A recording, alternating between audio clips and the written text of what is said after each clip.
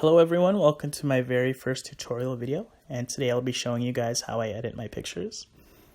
And before we get into the editing, I want to point out how a lot of my pictures have the same colors and themes because I wanted to make sure that they were all very similar in response to my style. As you can see, a lot of my pictures have a warm tone. They're orange and yellow.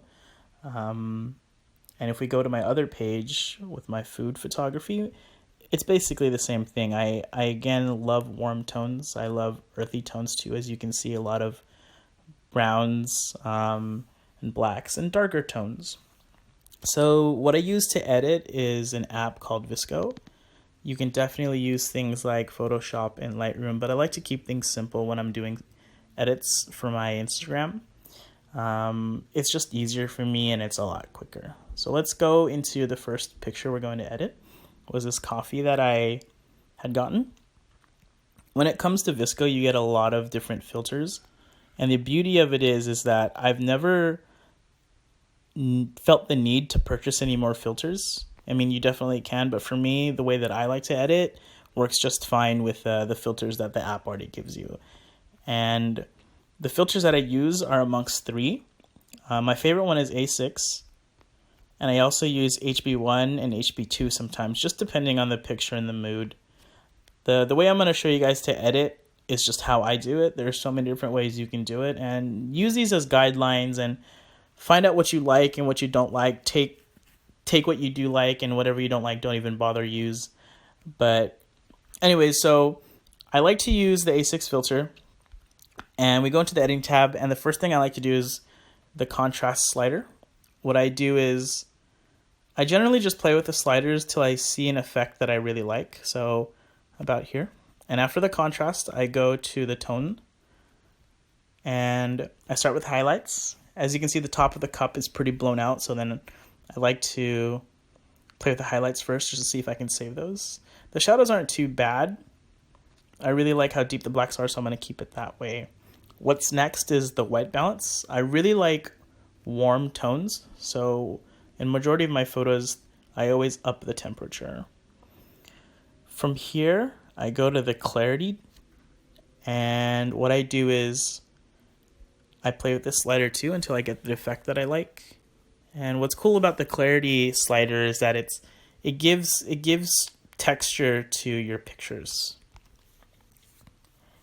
And for the most part, this is pretty much how I edit all of my photos, if you can see the before and after. Maybe I'll lessen up on the contrast and the clarity as well. But a lot of this is just, it's all subjective. It's what you personally like. When I'm feeling a little bit like crazy, I'll probably play with the fade slider too. What this does is that it kind of washes out the overall picture and it gives it more of a vintage look. And here's the before and the after, and I think I'm going to save that. And generally I do the same exact thing for the rest of my photos, even all of my portraits, all the other food photos or whatever. So for example, here's a wedding I did about a month or so ago, and I generally follow the same steps. I go to the A6 filter. I start with a contrast, and this photo is pretty contrasty to begin with. Maybe I'll just up it a little bit. And then I'll go to the tones, highlights, shadow just a little bit as well. Go to white balance, of course. I like to have warm photos. Clarity, do a little bit of that as well. And let's see if the fade looks good too. I really like that, so we'll save that.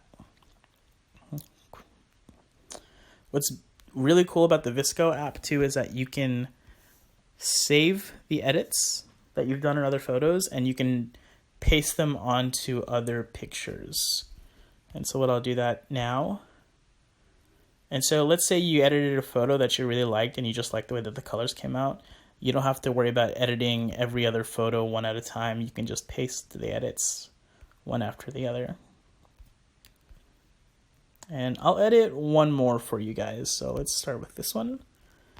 Again, we'll do the A6 filter, contrast, tones. This photo is really blown out, so then I think I'll take that down a bit, and maybe I'll up the contrast just a little bit more, maybe down the exposure, because this is a really bright photo.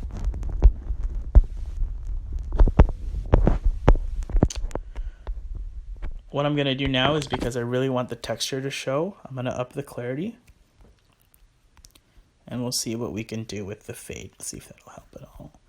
What I'm also noticing is that the people on the left and the right are a bit distracting, so I'm going to crop this as well to a square. That way it's not as distracting. So before and after. Maybe I'll tune down the contrast and the clarity just a tiny bit, actually. Before, after. Cool.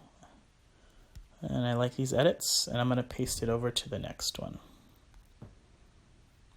And I'm pretty much done. So everything that I've mentioned so far is all just subjective. And I don't know, let's just say, for example, you'd like to edit this photo.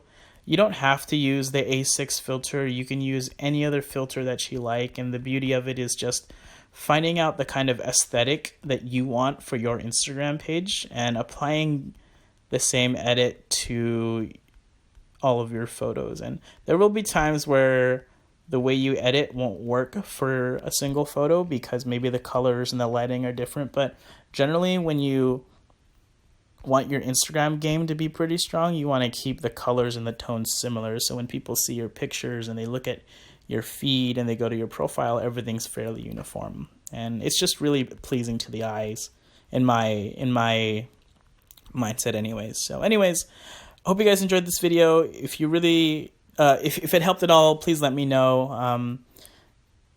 I'd really like to hear you guys' feedback, and maybe I'll make more of these in the future. So thank you guys for watching. I really appreciate it. Thank you.